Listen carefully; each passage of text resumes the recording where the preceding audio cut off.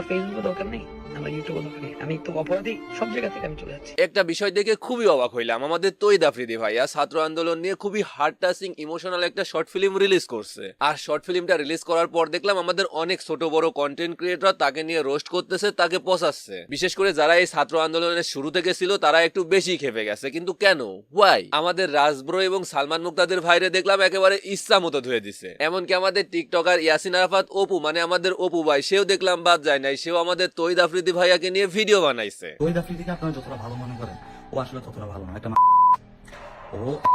কিন্তু ভাই সে কি এমন দোষ করছে? না মানে আমাদের তৈদ আফ্রিদি ভাইয়া কি এমন দোষ করছে? সে তো শুধুমাত্র একটা ইমোশনাল শর্ট ফিল্ম বানাইছে, চুরি ডাকাতি তো আর করে নাই। আর শুধুমাত্র সে কেন, আমরা সবাই জানি যে আমরা ইমোশনাল জাতি, আমাদের সামনে ইমোশনাল কিছু আয়না দিলে আমরা খপ করে ধরে নেই। সেও সেটাই চিন্তা করছিল, এই জন্য খুবই হার্ট টাচিং ইমোশনাল একটা শর্ট ফিল্ম বানাইছে। তাতে কি এমন দোষ করছে? শুধুমাত্র একটা ইমোশনাল শর্ট ফিল্ম বানানোর জন্য